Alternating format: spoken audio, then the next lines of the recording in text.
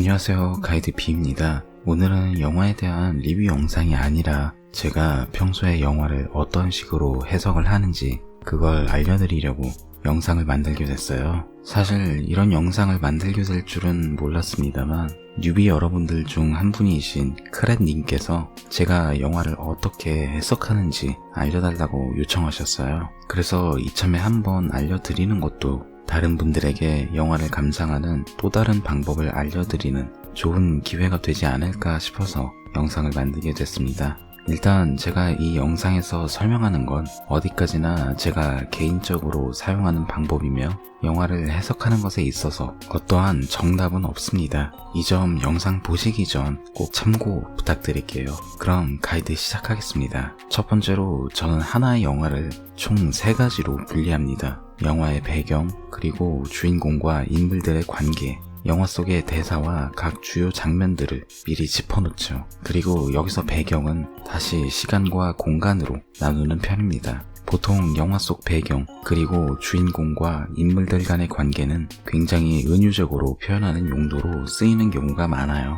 이해하기 쉽도록 줄리아 듀코나우 감독의 2016년 영화 로우를 하나의 예로 들면서 설명을 드릴게요. 영화의 줄거리는 매우 간단합니다. 시간과 공간적 배경은 현대의 프랑스예요. 주인공 쥐스킨의 가정은 아주 엄격한 채식주의 집안이에요. 그녀는 자신의 언니가 있는 대학교의 수의학과에 입학합니다. 하지만 그 학교는 일종의 똥운기가 존재하는 학교였고 입학식 날 신고식으로 토끼의 콩팥을 억지로 먹게 됐죠. 그날 이후 그녀는 아주 강렬하게 육식에 대한 욕망, 정확히는 식인에 대한 욕망을 느끼게 된다라는 것이 기본 줄거리예요. 아마 일반적인 사람들이라면 단순히 식인에 대한 공포 영화구나 라고 넘어가기 마련입니다. 하지만 앞에서 제가 했던 방식으로 영화를 뜯어보면 의외로 재미있는 사실들이 많아요. 먼저 이 영화의 배경은 프랑스입니다. 그리고 프랑스는 미국이나 호주만큼이나 육식을 사랑하는 국가죠. 이런 나라에서 채식을 한다는 설정이 의미하는 건 주인공 쥐스킨과 그녀의 가족들이 프랑스 내의 주류 사회와는 전혀 다른 삶을 살고 있다는 것을 암시합니다. 그리고 공간적 배경이 되는 대학교는 쥐스킨이 여지껏 살아온 곳과는 전혀 다른 환경입니다. 학교에선 똥군기가 전통이라는 이유로 버젓이 행해지고 있죠. 대학교의 기숙사에서 생활하는 그녀의 모습은 그녀가 가족의 품을 떠나 하나의 인격체로 성장하기 위한 일종의 시련이며 이 과정에서 겪는 일들은 하나의 성장통을 의미하기도 합니다. 또 다른 의미가 있기는 하지만 그건 스포일러가 될 수 있으니 이 영상에서는 최대한 말을 아끼도록 할게요. 두 번째로 주인공과 인물들의 관계에 대해서 말해보자면 쥐스킨과 그녀의 언니 알렉스의 관계는 꽤 희한한 편이에요.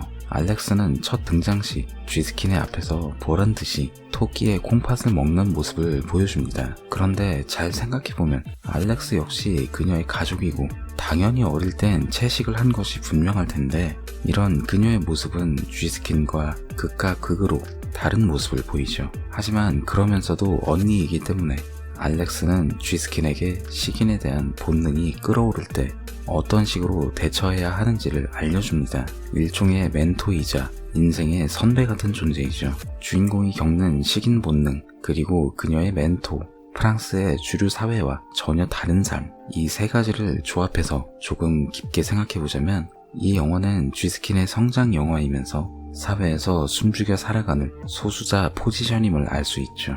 세 번째는 영화의 대사와 장면입니다. 아마 대략적인 시놉시스만 보신 분들은 신고식 이후 쥐스킨이 변하는구나 라고 생각하시겠지만 정확히는 신고식 이후 쥐스킨이 의무실에 찾아간 이후예요. 온몸을 심하게 긁어 피부가 벗겨진 쥐스킨에게 선생님은 자신이 예전에 만난 학생의 이야기를 들려줍니다. 그러면서 의미심장한 대사를 내뱉죠. 쥐스킨에게 너는 내가 평범하다고 생각하니? 라는 대사예요. 이 대사는 앞으로의 영화 전개에 대한 것은 물론 영화 속 쥐스킨 그리고 그녀의 포지션이 대표하는 사회 속 인물들의 정체성에 대한 질문을 의미합니다. 배경과 달리 영화 속 대사와 장면의 경우 굉장히 직접적으로 메시지를 전달해요. 그렇기 때문에 그저 단순한 대사, 장면 같아도 그 속에 숨겨진 의미를 놓치지 않기 위해서 저는 영화를 보면서도 계속 생각에 생각을 거듭하는 편이에요.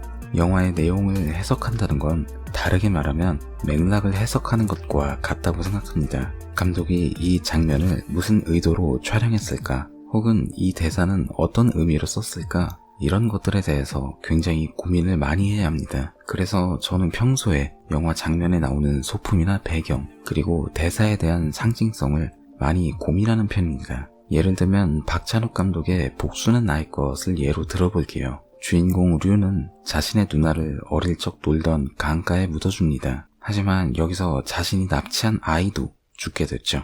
여기서 강이 가지는 의미는 삶과 죽음 혹은 이성과 본능 등을 나누는 일종의 경계로 볼 수 있어요. 아니면 돌아올 수 없는 강을 건넜다 라는 말처럼 주인공들이 예전에 착한 사람으로 돌아올 수 없다는 일종의 암시로도 볼 수 있겠죠. 이렇게 하나의 요소를 가지고도 다양하게 해석을 할 수 있고, 그렇기 때문에 영화의 해석과 리뷰에는 정답이 없습니다. 또한 그래서 영화를 리뷰하는 것이 재미있는 것이고요. 다만 한 가지 주의해야 할 점은 이런 몇몇 가지 요소를 가지고 영화 전체를 해석하는 일종의 확대 해석은 멀리해야 한다는 거예요. 예를 들자면 영화 아메리칸 사이코의 경우 주인공이 고가의 화장품을 사용하고 또 자신보다 더 좋은 명함을 쓰는 상대방에 대해서 극심한 질투와 분노, 살인 충동을 느낀다고 해서 자본주의의 폐해로 해석한다면, 이 영화에 나오는 타인과의 단절된 소통, 미국 상류층의 허례허식과 도덕적 타락에 대한 것은 결과적으로 전부 무시해버리는 것이 돼버립니다. 이렇게 되면 결국 영화의 반쪽만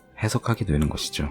영화 속에 흩어진 퍼즐 조각을 모아서 전체적인 그림을 완성하는 것, 그것이 제가 한 편의 영화를 보면서 리뷰하는 방식입니다. 부디 여러분들이 영화를 보는 시야가 아주 조금이라도 더 넓어지는데 도움이 됐기를 바라면서 저는 이만 오늘의 가이드 마치겠습니다. 이상 가이드 B였습니다. 감사합니다.